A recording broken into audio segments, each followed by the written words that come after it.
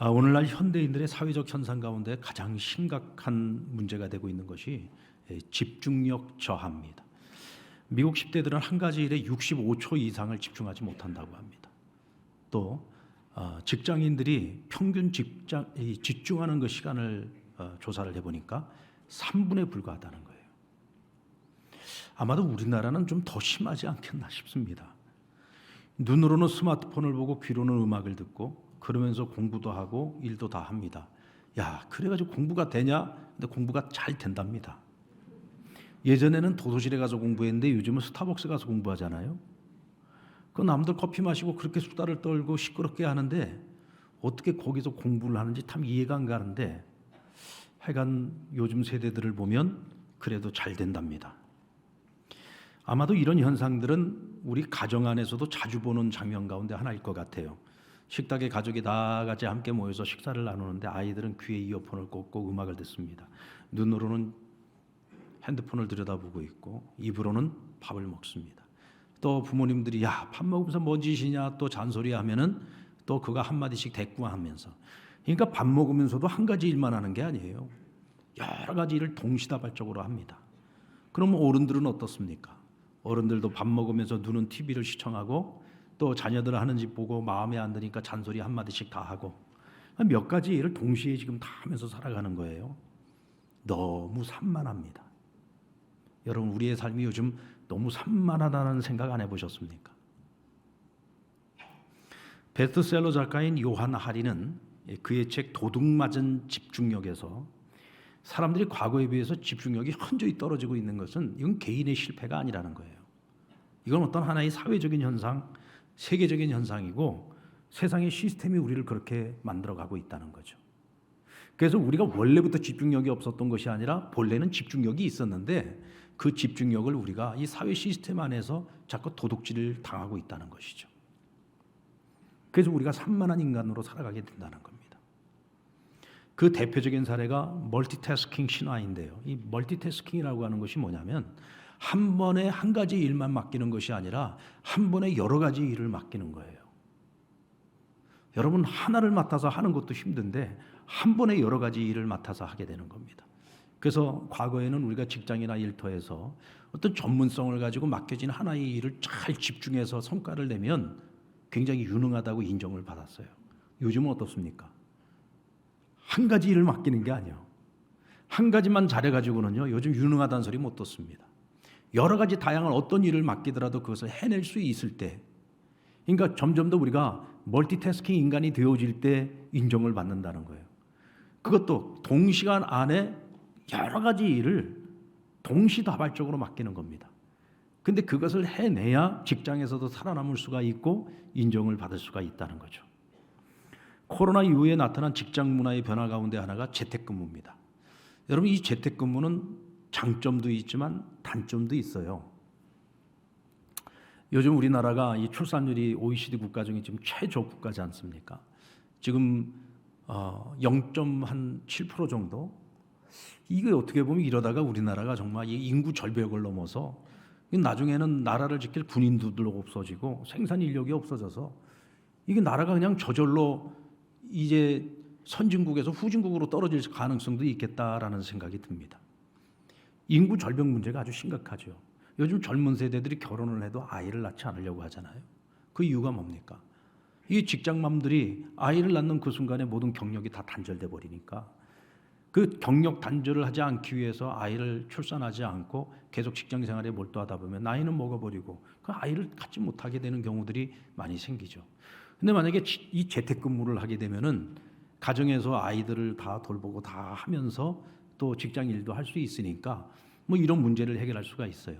또 남자들도 재택근무를 하게 되면은 어떤 직장 일만 하는 것이 아니라 또 가정을 돌보는 일들을 함께 할 수 있지 않겠습니까? 아이들 양육도 동반 양육할 수 있고 또 집안 가사 일도 좀 도와줄 수가 있고. 그러니까 이런저런 장점들이 있어요. 근데 사실 여러분, 장점만 있겠습니까? 치명적인 단점도 있죠. 과연 생산성이 얼마나 일어날까요? 여러분, 직장에 나가서 직장 일만 해도 이게 생산성이 올라가느냐 마느냐 하는 판에 이게 직장에서 이 일 저 일 같은 시간 안에 다 그 여러 가지 일들을 전부 다 해가면서 직장 일을 하면 그 생산성이 올라가겠습니까? 집중력이 그만큼 분산되고 집중력이 떨어질 수밖에 없잖아요. 결국은 어느 한쪽의 집중력이 떨어지게 되면서 이쪽도 저쪽도 좋은 결과를 얻기가 어렵다는 거죠. 요한 하디는 이 책에서 인간의 뇌는 본래 동시에 여러 가지 일을 할 수 없도록 그렇게 하나님이 만들어 놓으셨다는 거예요. 그래서 한 번에 오로지 한 가지 일만 할 수 있는데, 우리가 동시에 여러 가지 일을 하고 있다고 생각할 때 사실 그것은 저글링을 우리가 하고 있다는 것입니다. 그럼 저글링이라고 하는 것이 뭐냐? 저글링은 스스로 자신도 알아채지 못할 정도로 빠른 속도로 이 일에서 저 일로 전환을 하고 있다는 거예요. 근데 이것을 전환할 때마다 우리의 뇌가 재설정이 된다는 겁니다. 그러니까 같은 시간 안에 여러 가지 일을 하다 보면 하나의 일만 할 때보다 훨씬 더 이 뇌가 재설정되고 분산이 되다 보니까 좋은 결과를 얻기가 어렵다는 거죠. 산만해질 수밖에 없다는 겁니다. 결국 우리 사회가 이 멀티태스킹을 계속적으로 요구하는 한 이 집중력 저하라고 하는 사회 공동의 대가지불은 점점 더 커지게 된다는 거죠. 자, 여러분, 그런데 이 도둑맞은 집중력이라는 것이 과연 세상의 일과 육체의 일에만 국한되는 것일까? 그렇지 않습니다. 영적인 일도 역시 마찬가지죠. 자, 여러분 한번 물어볼까요? 지금 핸드폰 꺼놓고 계신 분 손 들어보세요. 핸드폰 꺼놓고 계시는 분. 지금 이 많은 분들 중에 지금 몇 분 안 되죠? 몇 분 안 됩니다. 그럼 왜 지금 핸드폰들 다 켜놓고 계시는 거예요? 여러분들이 예배당에 들어오실 때 앞에 우리 화면에 뭐라고 써 있어요? 예배 시간에는 핸드폰을 잠시 꺼두십시오라고 써 있잖아요. 그 눈에도 안 들어오죠? 예. 그 왜 핸드폰을 그 1시간 예배 드리는데도 그걸 왜 못 꺼놓죠? 혹시 중요한 전화가 올까봐, 혹시 중요한 문자가 올까봐. 그럼 여러분들 예배 드리다가 전화 오면은 그 전화 받으실 겁니까? 받지도 않을 전화인데 좀 꺼놓으면 어떻습니까? 그 1시간 동안 얼마나 중요한 문자가 올 거라고 그거를 못 꺼놓고 있어요. 항상 예배 시간에 보면은 전화벨이 울려가지고 뒤에 있는 우리 교육자들이나 또 안내위원들이 그냥 급하게 쫓아가서 그거 꺼주느라고. 그러다 보면은 그 소리 때문에 나도 놀라고 옆에 분들도 놀라고, 그럼 예배의 집중력이 다 떨어지잖아요. 그 1시간 예배 집중하는 것조차도 우리가 지금 집중을 못해요. 그만큼 우리가 예배의 집중력이 떨어진다는 거죠. 하나님께 집중을 못하는 겁니다. 여러분들 기도할 때 핸드폰 꺼놓고 기도하십니까? 교회에서든지 가정에서든지 핸드폰 꺼놓고 기도하시나요? 그 왜 핸드폰을 못 꺼놓죠? 혹시 중요한 전화 올까 봐. 그러니까 기도하다가 어디서 전화 오면은 기도 끊고 가서 전화 다 받아요. 카톡 하면은 기도하다가 가서 카톡 들여다보고 있다니까요. 어떤 분들은 보니까 예배 시간에도 핸드폰 들고 있더라고. 그거 좀 잠깐 좀 내려놔요. 지금 핸드폰 들고 있는 사람 빨리 내려놓으세요. 가끔 제가 찬양 예배 때 그 뒤에 앉아가지고 보면은 젊은 사람들 가운데 예배 시간에 설교 시간에도 핸드폰 들여다보고 있는 친구들이 꽤 있습니다. 그럴 거면 뭐 하려고 여기 나와서 예배를 드립니까? 그냥 핸드폰을 예배하세요. 그렇지 않습니까? 우리가 그만큼 하나님과의 관계 속에서 하나님 앞에 우리가 마땅히 집중해야 되는 것들을 집중하지 못해요. 우리가 영적으로도 집중력이 급격히 지금 저하되고 있다는 것을 말하고 있는 것이죠. 오늘 우리 그리스도인들은 이 문제를 한번 심각하게 생각을 해봐야 됩니다. 오늘 우리의 영적 집중력을 도둑질하고 있는 것들은 어떤 것들이 있습니까? 성경은 끊임없이 우상 숭배에 대해서 경고를 합니다. 여러분, 우상 숭배가 뭐라고 생각하세요? 우상 숭배는 하나님을 향해서 집중하지 못하도록 만드는 모든 것이 우상 숭배입니다. 여러분, 핸드폰, 그것이 우리로 하여금 하나님께 이 예배 시간에, 기도 시간에 집중하지 못하게 한다고 하면 핸드폰이 우상인 거예요. 여러분이 세상에 어떤 즐거움을, 세상에 어떤 쾌락을 추구하고 있어요. 근데 그것이 우리로 하여금 하나님께 집중하지 못하게 한다면 그것이 우상입니다. 자, 돈 버는 일에 미쳐가지고 살아가요. 그래서 내가 예배 다 빼먹고 내 생활에서 하나님과의 관계는 아예 사라져 버렸어요. 그렇다면은 그 돈 버는 게 우리에게 우상 숭배가 돼버린 겁니다. 돈이 우상인 거죠. 여러분, 이스라엘이 멸망한 이유가 무엇이었습니까? 이스라엘은 하나님 나라 하나님 백성들입니다. 그들이 마땅히 해야 되는 일은 뭐죠? 하나님을 경외하는 것이고 하나님께 집중하는 것이고 하나님과 연합하는 겁니다. 그런데 남유다나 북이스라엘이나 이 유다 족속들은 하나같이 하나님께 집중하지를 못했어요. 그러다 보니까 세상의 우상에게 집중을 한 겁니다. 세상을 사랑하게 되고 우상을 사랑하게 되고, 그들은 말로는 입으로는 하나님을 섬긴다고 해요. 또 때가 되면 성전에 가서 예배도 드려요. 그러면서도 동시에 그들의 마음은 하나님께 있는 것이 아니라 어디라? 세상에 가 있는 거예요. 세상에. 내가 더 좋아하는 것들, 거기에 우리가 마음을 다 빼앗기고 사는 거예요. 그러니까 하나님을 향한 집중력이 떨어지는 것이고 영성이 완전히 바닥나버리고 마는 것입니다. 이스라엘이 왜 망했습니까? 왜 멸망을 당했습니까? 결론을 말씀드리면 하나님을 향한 집중력이 떨어져서 망하게 된 겁니다. 오늘 본문의 말씀이 바로 그런 내용이에요. 바벨론의 포로로 끌려간 이스라엘 백성들에게 하나님께서 이사야 선지자를 통해서 새로운 언약의 말씀을 주셨습니다. 아주 복된 약속을 주셨는데 이사야 62장 2절 말씀에 보면 내가 너희에게 새 이름을 주시겠다고 했어요. 내가 너희에게 새 이름을 주겠다. 그 주시는 새 이름이 뭐냐면 헵시바와 뷸라입니다. 헵시바라는 그 이름의 뜻은 나의 기쁨이 그에게 있다라는 뜻이고, 뷸라는 결혼한 여자라는 뜻입니다. 다시 말하면 하나님께서 내가 너희를 통해 기쁨을 얻기를 원하고, 너희는 이제 나의 신부다. 내가 너희를 나의 신부로 삼고 내가 너희를 볼 때마다 내가 기뻐하겠다고 말씀을 하십니다. 여러분, 이보다 더 복된 약속이 어디 있습니까? 오늘 이것을 한마디로 표현하면 이런 거예요. 내가 너희를 회복할 것이고 내가 너희를 다시금 부흥케 하겠다라는 약속인 겁니다. 회복과 부흥의 약속인 거죠. 여러분, 하나님께서 이 약속을 주실 때 그럼 내가 너희를 위해서 무엇을 할 것인가? 우리 1절 말씀을 보시면 같이 한번 읽어볼까요? 시작. 나의 시온의 의가 빛같이 예루살렘의 구원이 횃불같이 나타나도록 시온을 위하여 잠잠하지 아니하며 예루살렘을 위하여 쉬지 아니할 것이다. 내가 너희를 위해서 잠잠하지 않고 쉬지 않고 일을 해서 너희를 세상에 빛이 되게 하시겠다는 거예요. 내가 너희를 복되게 하겠다는 거예요. 너희를 회복케 할 것이고 내가 너희를 부흥케 하시겠다고 약속을 주시는 겁니다.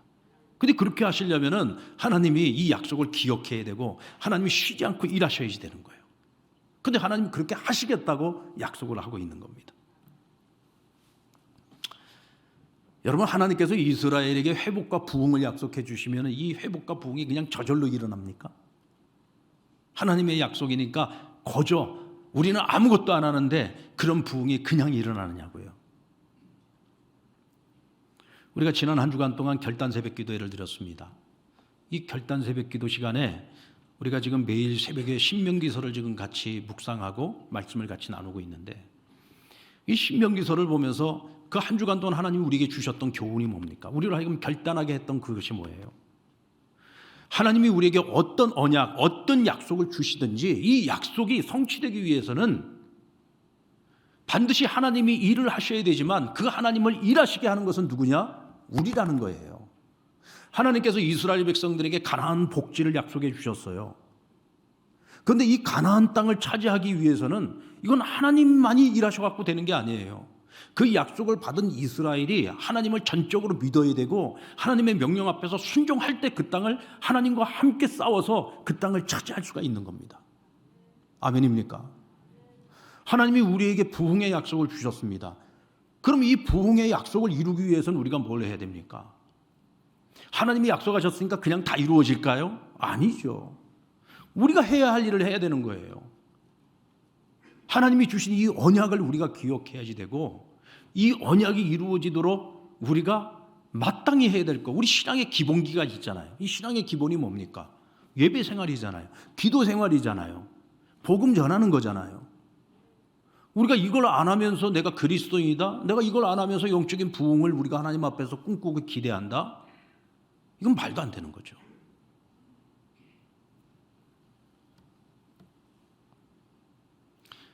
여러분, 결국은 믿음이 없어서 불순종함으로써 열하루길이면은 가나안 땅에 들어가서 하나님이 약속한 그 땅을 차지할 수 있었는데, 불신앙하고 불순종한 이스라엘 이 출애굽 1세대들은 여러분 가나안 땅 들어갔어요? 못 들어갔어요? 못 들어갔습니다. 못 들어갔어요. 뒤늦게 정신 차리고 다시 들어가서 싸우려고 하다가 다 죽었습니다. 왜요? 하나님이 허락하지 않았으니까. 하나님이 들어가라고 할 때 들어가서 싸워야 되는 거지, 하나님이 이제는 들어가지 마라 그러는데 또 청개구리처럼 들어가서 싸우다가 얼마나 많은 사람들이 아모리 사람들에게 죽었습니까? 그리고 하나님께서 그들을 다시 광야로 들여보냅니다. 그리고 그때 돌아섰던 사람들이 38년 안에 다 죽었어요. 하나님 약속대로. 내가 너희 가운데 저 가나안 땅을 밟고 저 땅을 차지할 자가 없게 하시겠다고 했어요. 그러니까 출애굽 1세대는 광야에서 다 죽은 겁니다. 왜 죽었어요? 불신앙, 불순종 때문에.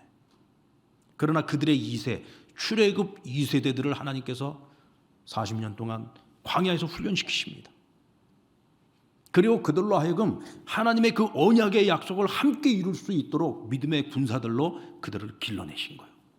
그리고 하나님께서 이제는 저 땅은 내가 너에게 약속한 땅이니 강하고 담대하라. 그 땅에 들어가서 그 땅을 차지하라고 할 때에 그들이 용기를 가지고 들어가서 결국은 하나님과 함께 합작품으로 그 땅을 차지하게 된 겁니다. 사랑하는 여러분, 금년 한 해 저와 여러분이 하나님과 함께 부흥의 합작품을 함께 만들어갈 수 있기를 주의 이름으로 축원합니다. 자, 오늘 본문을 보면은 하나님께서 이스라엘의 회복과 부흥을 약속하시면서 어떤 사람들이 그러면 하나님과 함께 그 일을 이룰 수 있는가? 오늘 그것을 말씀하고 있어요. 오늘 그 첫 번째를 보면 여호와로 기억하시게 하는 자들을 하나님이 찾으시고 그들과 함께 일하시겠다고 하셨습니다. 하나님의 언약 약속을 주셨습니다. 그런데 하나님이 그 약속을 주셨으니까 약속을 주신 하나님으로 하여금 이 약속을 잊지 아니하도록 하나님이 기억하게 하도록 하는 자들이 있다는 거예요. 내가 그들 때문에라도 기억하고 내가 반드시 이 약속을 이루어 주시겠다는 거죠. 여러분, 이사야 선지자를 통해서 하나님이 하신 이 약속의 말씀을 정말 마음으로 믿고 찰떡 같은 믿음을 가지고서 순종한 사람이 과연 몇 명이나 될까? 많지 않습니다, 여러분. 항상 어떤 공동체가 됐든 어떤 신앙 공동체가 됐든지요, 정말 믿음으로 절대 순종을 가지고 살아가는 사람들은 극히 일부예요. 한 10분의 1, 10분의 1만 돼도 굉장한 겁니다. 여러분들 자신을 한번 생각해 보세요. 내가 과연 그 10분의 1에 들어가나? 내가 과연 그 10분의 1에 들어갈 수 있을까? 한번 잘 생각해 보세요. 그런데 여러분, 하나님께서는요, 다수를 쓰시는 게 아니에요. 지극히 소수라고 할지라도, 아니 단 한 사람이라고 할지라도 정말 하나님의 약속을 믿고 그 약속이 이루어질 것을 확신하면서 하나님과 함께 동역해서 그 약속이 이루어지도록 준비하고 최선을 다하는 그 한 사람을 통해서 하나님은 그 역사를 이루어내십니다. 불신앙하고 불순종하는 다수는 100명, 1000명, 10,000명이 있어도 소용이 없어요. 한 사람을 통해서라도 하나님께서는 당신이 약속한 것을 반드시 이루시는 분입니다. 여러분, 바벨론의 포로로 걸려갔던 이스라엘 백성들, 하나님을 향한 그들의 집중력은 어땠을까요? 처음 포로로 끌려갔을 때에는 저는 하나님을 향한 집중력이 대단했을 거라고 생각합니다. 왜냐하면 집중력 떨어져가지고 자기네들이 나라가 망한 거를 다 알고 있거든요. 그래서 회개도 많이 했고, 이제라도 우리가 진짜 우리가 붙들고 살아갈 건 하나님밖에 없다. 그래서 열심히 하나님 붙들고 살려고 애를 썼을 거예요. 근데 문제는 생존이 문제입니다. 지금 바벨론의 포로로 끌려서 그들은 언제가 될지 모르지만 어쨌든 여기서는 살아남아야 되는 거예요. 생존을 위해서 치열한 싸움을 싸워야 됩니다. 그런데 이 나라에 와서 보니까 너무 좋아. 비록 신분은 포로 신분인데 당시 여러분 세계를 지배하고 있었던 가장 강대국이요 제국이 아니었습니까? 이 바벨론의 문화, 이 바벨론의 종교, 이 나라가 누리고 있는 그 풍요로움, 이런 걸 보니까 과거의 예루살렘은 아무것도 아니야. 그렇다면 여기에서 우리가 이제 성공의 가능성을 찾아야 되지 않겠어요? 마치 여러분들 이민이 1세대들이 우리는 희생하더라도 우리 이민이 2세대들은 여기서 자리 잡고 성공하고 주류 사회에 들어가야지. 그래서 자기를 희생하잖아요. 그렇게 열심히 생존을 위해서 노력하다 보니까 어느 순간서부터 그들이 하나님께 집중하지 못하고 뭐에 집중해요? 세상에 집중하기 시작합니다. 바벨론에게 집중하기 시작합니다. 바벨론의 문화와 그들의 영광, 풍요로움에 점점 빠져들기 시작하는 거죠. 그래서 여러분, 그 시대에도 하나님께 집중하는 사람들이 많지 않았어요. 그러나 어떤 시대든지 정말 도무지 희망이 보이고 소망이 보이지 않아 그런 세상에서도, 그런 환경 속에서도 하나님께 집중하고 있는 소수가 있습니다. 여러분, 성경에 보면 그 가장 대표적인 인물들이 누굽니까? 이 바벨론의 포로로 소년 시절에 끌려갔던 다니엘과 세 친구의 이야기가 있잖아요. 왕이 이스라엘 유대 소년들 중에서도 가장 머리가 좋고 똑똑하고 또 귀족의 집안에서 그런 청년들만 뽑아가지고요, 그 바벨론의 포로로 끌려간 다음에 왕궁에다가 집어넣어서 그들을 바벨론식으로 교육을 시켰습니다. 바벨론의 음식을 먹이고 바벨론의 교육을 시키고, 그렇게 해서 나중에 바벨론을 위해서 이 사람들이 쓰임받게 하려고 했어요. 근데 그 중에 대표적으로 뽑힌 이 유대 소년들이 다니엘과 세 친구였습니다. 그런데 그들은 왕이 주는 음식을 거절합니다. 왜? 이 음식에는 율법에 금하고 있는 음식이 너무 많아요. 그러나 왕이 주는 음식이잖아요. 그런데도 그것을 죽으면 죽으리라는 마음을 가지고 나는 오직 하나님을 경외하리라, 하나님 앞에서 뜻을 정하고 거절을 합니다. 여러분, 그 대제국 바벨론에 얼마나 지혜로운 자들이 많겠습니까? 얼마나 머리 좋은 사람들이 많겠어요? 얼마나 박사들이 많습니까? 그런데 그들이 하나님을 위해서 목숨을 거니까 누가 그들을 책임져요? 하나님이 그들을 책임지는 거예요. 만약에 그들이 왕에게 올인을 했으면 왕이 그들을 책임졌겠죠. 그런데 하나님께 올인을 하니까 하나님이 그들을 책임져 주는 거예요. 그래서 그렇게 뛰어난 사람들이 많은 바벨론에서 2인자가 됩니다. 누가요? 다니엘이. 그리고 세 친구는 전부 요직을 차지하지 않습니까? 누가 하신 거예요? 하나님이 하신 거예요. 그래서 여러분, 우리가 세상에 나와서 무슨 일을 하든지 간에 어떤 자리에서도 우리는 하나님께 집중하는 것이 우선순위라는 사실을 기억하십시오. 아멘. 하나님께 집중하는 거 목사나 그렇게 열심히 하면 되지. 우리 세상에서 먹고 살려고 직장 생활하고 우리가 사업하고 다들 바쁘게 살아가는데 어떻게 하나님께만 집중을 해? 여러분, 성경은 우리에게 분명히 말씀합니다. 우리가 세상에서 어떤 일을 하든지 여러분, 그것은 성직이에요. 하나님의 사람이 세상을 살아갈 때에 그 세상에서 어떤 일을 해도 그건 성직인 겁니다. 그래서 우리는 하나님께 집중해야 되는 거예요. 그러면 하나님이 여러분의 기업을 책임져 주시고, 여러분들의 직장 생활도 책임져 주시고, 여러분의 가정을 책임져 주시고, 생업을 책임져, 모든 걸 하나님 책임져 주시는 거예요. 세상을 의지하면 세상이 여러분 책임져 줍니까? 우리가 세상한테 배신당할 때가 얼마나 많아요. 그럼 우리 하나님 배신하지 않아요. 그래서 우리가 하나님께 집중해야 되는 겁니다. 사랑하는 성도 여러분, 금년 2024년 주여 부흥케 하소서. 이 하나님 우리에게 주신 표입니다. 이 표도 그냥 정해진 게 아니에요. 기도하면서 하나님, 우리 2024년에 하나님, 우리가 무엇을 목표로 걸어가야 될까요? 살아가야 될까요? 하나님이 부흥을 말씀해 주셨어요. 내가 너희를 다시금 부흥케 할 것이다. 우리 성도들 개개인이 부흥할 것이고, 여러분들의 가정이 부흥할 것이고, 아멘 하는 사람들만 부흥하십시오. 네. 그리고 우리 교회도 부흥하고, 아멘, 한국교회도 부흥하고, 나라도 부흥하고, 이런 부흥을 하나님께서 우리에게 약속을 해주셨단 말이에요. 그러면 부흥이 그냥 일어나느냐? 아니죠. 하나님으로 하여금 이 부흥의 약속을 주신 하나님으로 하여금 그걸 기억하게 해야 돼요. 어떻게 기억하게 할 수 있습니까? 우리가 괜히 랄랄라 합니까? 우리가 랄랄라가 왜 하는 거예요? 모여서 예배하라. 열심히 예배 생활, 우리가 모이는 일에 힘쓰라는 거예요. 기도로 부르짖으라. 기도하라는 겁니다. 하루에 몇 시간 기도해요? 하루 1시간 기도하잖아요. 하루 1시간. 에이, 목사님, 하루에 30분 기도도 힘든데, 아니, 기도 안 하고 살 때가 훨씬 더 많은데 뭔 하루에 1시간 기도합니까? 안 해서 못하지, 해보세요. 하루 1시간 기도하면 얼마나 좋은 일이 많이 생기는지. 괜히 쓸데없는 거에 집중해가지고 아무 끄떡지도 없는 것들 얻으려고 애쓰지 마시고 하나님께 집중해 보세요. 1시간만 기도해 보세요. 하루에 1시간만. 여러분의 인생에 놀라운 일들이 일어나기 시작할 겁니다. 내가 뭘 하는 게 있어야죠. 지금까지 안 해봤던 것들이지만 이제는 뭔가 마음을 작정하고 해봐야죠. 하나님께 더 집중해 보세요. 예배도 주일 예배 한 번밖에 안 드렸었으면 금년에는 내가 한번 수요 부흥 기도 나와보자. 새벽 기도, 결단 새벽 기도 내 나오자. 우리가 결단 새벽 기도 하자고 했는데 결단 새벽 기도 몇 명 나왔습니까? 왜 안 나와요? 한 달 중에 한 주만이라도 좀 해보자고 결단 새벽 기도 하자는데 왜 안 나옵니까? 안 나오신 분들 회개할지어다. 누군가는 대신 나와서 날 위해서 기도해 주겠지. 여러분, 기도는 내가 하는 거지 누가 대신해 주는 게 아니에요. 내가 나와서 하는 거예요. 참 이상하죠. 그냥 내가 할 수 있을 만 해갖고 그냥 나올 때는 별로 은혜가 없어. 근데 몸도 안 좋아, 피곤해, 바빠.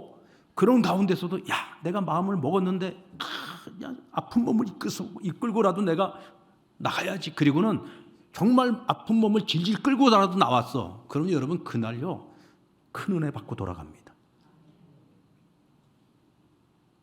핑계를 대면 우리는 아무것도 못해요. 핑계를 극복하고 결단하고 실천하면 그때 여러분 역사가 일어나기 시작하는 거예요. 누군가가 대신해 줄 거라는 생각하지 마세요. 신앙의 문제는 내가 하는 거예요. 하나님과 나와의 관계란 말이죠.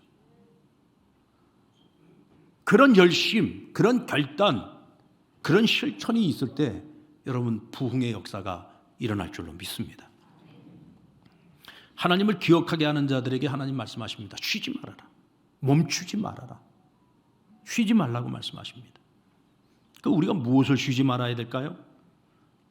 하나님께서 약속을 기억하도록 하신 일을 우리가 쉬지 말아야 되는데 그럼 무엇으로 어떻게 쉬지 않도록 할 수 있을까? 먼저 여러분, 우리가 먼저 하나님께 말씀을 받아야 돼요. 하나님께 먼저 말씀을 받아야 돼.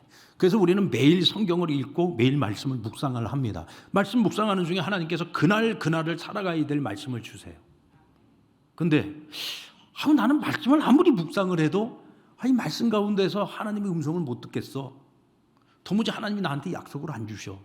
그런데 아무개 집사랑 같이 얘기를 하다 보니까 같은 말씀을 읽고 묵상을 했는데도 하나님이 그분에게는 딱 주신 말씀이 있는데 그 말씀이 너무 은혜롭고 그 말씀을 듣다 보니까 나도 하나님에게 그런 약속의 말씀을 받고 싶다. 그럴 때가 있어요, 없어요? 그런 대화를 별로 안 나눠보셨죠? 우리가 믿음 안에서 신앙의 교제를 나누면 당연히 그런 얘기들이 나와야 되는 거야. 그럴 때 그 말씀이 내 말씀이었으면 좋겠어. 성구영신 예배 때 우리 각자에게 주신 말씀이 있는데 나는 말씀을 받더니 세상 사랑하지 말라는 얘기만 하시고 제가 받은 말씀이거든요. 금년에는 나보고 세상을 사랑하지 말래요. 맨날 어려운 말씀만 주시는지 이번에 또 세상을 사랑하지 말라네. 얼마나 내가 세상을 사랑했는지 세상을 사랑할 것 같으니까 하나님 미리 말씀을 주셨겠죠. 근데 다른 분을 보니까 너무 귀한 축복의 말씀을 주셨어. 나도 저런 말씀 받고 싶은데 그럴 땐 여러분 제가 방법을 알려드릴게요. 자, 두 손을 한번 이렇게 쥐어봅시다. 한번 따라합니다. 주여 나에게도, 주여 나에게도, 주여 저 말씀이 나의 말씀이 되기를 원합니다. 주여 나도 저 말씀을 내 약속의 말씀으로 받기를 원합니다. 그리고 그 말씀을 내 것으로 접수하시란 말이에요. 그러면 그거 말씀 도둑질하는 거 아닙니까? 아니요. 그분이 자기가 받은 은혜고 나는 그분을 통해서 그 말씀이 은혜가 돼. 이 말씀이 내게 주시는 축복의 말씀, 저분을 통해서 내게 주시는가 보다 생각하고 주여 나에게도. 그리고 이 말씀을 하나님께 기억시키는 거예요. 하나님 저에게 오늘 주신 말씀이죠. 기억합니다. 주님도 기억해 주셔야 돼요. 하나님께 기억을 시키는 거예요. 그리고 내가 기억하는 그 약속의 말씀을 하나님께서 기억하시도록, 그래서 하나님의 때에 하나님의 방법으로 이 모든 것이 이루어지도록 우리가 해야 될 일은 매달려서 기도하는 겁니다. 여러분 기도하셔야 돼요. 기도 없이는 절대로 이루어지지 않아요. 다니엘은 예루살렘 성전을 향해서 창문을 열어놓고 하루 3번씩 기도했어요. 하루 3번씩. 그러니까 다니엘의 기도는 3시간 기도라고 얘기를 합니다. 여러분 진짜 능력 있는 기도는요 3시간 기도입니다. 1시간 기도해도 놀라운 일이 일어나는데 3시간 기도하면 날마다 기적이 일어나지 않겠습니까? 그래서 다니엘의 삶은 기적의 삶이었잖아요. 그러니까 다니엘에게 있어서 이 기도라고 하는 것은 뭐냐? 다니엘에게 있어서 기도는 하나님으로 하여금 기억하시게 하는 것이 기도예요. 하나님으로 하여금 일하시게 하는 것이 기도예요. 그것을 하나님께서 허락해 주신 나의 선물인 거예요. 하나님 우리에게 허락을 해 주셨어요. 야, 너 뭐든지 구해. 구해서 나로 하여금 기억하게 하고 나로 하여금 일하게 해. 사랑하는 성도 여러분, 금년 한 해 하나님 우리에게 부흥을 허락해 주십니다. 이 부흥을 위해서 여러분 하나님으로 하여금 기억해 하시고 나도 기억하고, 그래서 합작품이 되어서 이 부흥의 역사를 이루어야 되는데, 이 일을 위해서 우리가 해야 될 일이 무엇인지 우리 너무나 잘 알고 있어요. 기도하셔야 됩니다. 여러분 정말 하루 1시간만 기도해 봅시다. 근데요, 1시간 기도하면은요 2시간 기도하게 되고, 2시간 기도하다 보면 3시간 기도하게 되고, 기도의 분량은 자꾸 늘어나게 되어 있어요. 그래서 금년 한 해도 정말 놀라운 일들이 많이 일어나기를 주의 이름으로 축원합니다. 그리고 하나님을 쉬지 못하게 하라고 했어요. 하나님을 쉬지 못하게 하라. 여러분들, 나의 유익을 위해서 남을 쉬지 못하게 하는 건 죄예요. 악덕 기업주가 똑같은 월급 주면서 직장인들 갖다가 그냥 있는 대로 부려먹기만 하고 자기 호주머니만 채워, 이건 아주 악독한 일이죠. 이건 죄입니다. 그런데 우리 하나님 뭐라고 말씀하시냐면, 너희는 나로 하여금 쉬지 못하게 하라고 말씀하십니다. 그럼 너희의 죄는 뭐냐? 나를 쉬게 만드는 것이 죄라는 거예요. 그러니까 우리가 해야지 될 일은 하나님을 쉬지 못하게 해야지 돼. 하나님을 쉬게 만드는 것 자체가 죄라는 거예요. 어떻게 우리가 하나님을 쉬지 않고 일하시게 할 수 있습니까? 그게 기도예요. 여러분, 느헤미야는 예루살렘 성벽을 재건하는 이 사역을 할 때 백성들에게만 나가서 일하라고 시킨 게 아니에요. 자기도 두 팔 걷어붙이고 총독인데도 불구하고 가서 돌 다 옮기고 같이 일을 했어요. 그러니까 백성들 중에 놀고 먹는 사람이 없어. 아니, 총독이 나와서 저렇게 일을 하는데 어떻게 자기네들은 뒤에서 구경만 하겠어요? 우리가 여러분 하나님을 쉬지 못하게 하면서 나는 아무것도 안 해. 그 약속이 이루어지도록 내가 해야 될 일들이 있는데 그거 아무것도 안 해. 하나님만 일시키는 거예요. 그건 패역한 짓이죠. 하나님을 일하시게 하면서 우리는 뭘 해야지 되냐? 우리도 함께 일을 해야 되는 거예요. 하나님이 기뻐하시는 일들을 해야지 돼요. 하나님이 우리에게 부흥을 약속해 주시면 부흥이 일어나도록 우리가 해야 할 일을 해야 되는 거예요. 마땅히 할 일을. 그래서 여러분, 우리가 하루에 성경 몇 장 읽자고 했어요? 4장 읽어요. 어떻게 4장이나 읽습니까? 여러분, 성경 4장 읽는데 몇 분이나 걸릴까요? 눈 깜짝할 사이에 읽을 수 있어요. 마음만 먹으면 됩니다. 여러분들 체크카드 만들어 드린 거, 이거 괜히 폼으로 만들어 드린 거 아니에요. 그것도 다 돈 주고 만든 겁니다. 매일매일 한번 체크를 해보시라는 거예요. 내가 했는지 안 했는지. 그래서 내가 안 했으면 해야죠. 그래 하고 난 다음에 체크를 하시란 말이에요. 그렇게 해서 점검을 해야지 돼요. 점검을. 뭔가 내가 안 했던 것들을 다 이제부터 시작을 해야 새로운 역사가 일어나는 거지. 이전하고 하나도 달라진 것이 없는데 무슨 새로운 역사가 일어나겠습니까? 그럼 왜 우리가 하나님을 기억하게 하고 하나님 일하시게 하고 왜 우리 안에 이런 부흥이 일어나야 할까요? 7절 말씀. 또 여호와께서 예루살렘을 세워 세상에서 찬송을 받게 하시기까지 그로 쉬지 못하게 하라. 자, 하나님이 쉬지 않고 일하셔서 누구를 부흥케 하세요? 예루살렘을 부흥케 하셔. 그래서 결국은 찬송을 누가 받아요? 하나님이 찬송을 받으시게 하는 거예요. 우리가 왜 부흥을 합니까? 뭐 나 하나 잘 먹고 잘 살고 나 하나 잘 되려고 부흥이 일어나야 되나요? 아니요. 우리의 부흥이 결국은 하나님께 찬송과 영광을 올려드리기 위한 것이라는 거예요. 하나님께서 말도 안 되는 70년 만에 이스라엘이 예루살렘으로 귀환을 해. 이건 역사적으로 있을 수가 없는 일입니다. 그런데 그 일을 가능케 하셨잖아요. 이 일을 바라보고 있는 주변에 있는 수많은 이민족들이 누구를 찬양했을까요? 이스라엘 하나님 여호와를 찬양하는 거예요. 야, 이건 정말 저들이 믿는 신이 하지 않고는, 여호와가 하지 않고는 이건 불가능한 일이다. 그 하나님 위대하다. 그 하나님 전능하다. 그리고 사람들이 그 하나님의 이름을 높이고 찬송을 하는 겁니다. 예수 믿는 우리의 삶을 보고 사람들이 놀래야지 돼요. 깜짝깜짝 놀래야 됩니다. 야, 어떻게 저 사람한테 저런 역사가 일어나지? 어떻게 저 사람에게서 저런 기적이 일어나지? 야, 저 사람 믿는 하나님 진짜 살아계신 하나님이신가 보다. 이런 역사들이 일어나야 돼요. 저거 예수 믿어도 하나도 달라지는 것도 없고 변화되는 것도 없고 맨날 저러고 살고. 우리가 여러분들 그런 평가를 받으면 하나님 영광 가리우는 거죠. 우리에게 시험을 주세요. 하나님이 시련을 주세요. 그러면 그 시험과 시련 속에서도 일하시고 역사하시는 하나님을 우리의 믿음과 순종을 통해서 드러내고 나타내야 돼요. 야, 저 집안 저러고 망할 줄 알았더니 야, 끝까지 믿음을 지켜내더만 결국은 하나님이 저 가정을 저렇게 축복하시는구나. 그걸 보여줘야 돼요. 여러분, 금년 그런 한 해가 되기를 바랍니다. 그런 역사가 일어나길 바랍니다. 우리 상랑교회를 보면서 하나님이 야, 진짜 사람들이 야, 저 상랑교회를 보니까 진짜 하나님 살아계신다. 여러분, 그런 역사가 일어나고, 그래서 날마다 부흥의 역사가, 부흥의 간증들이 차고 넘치는 2024년 한 해가 되기를 우리 주님의 이름으로 축원합니다.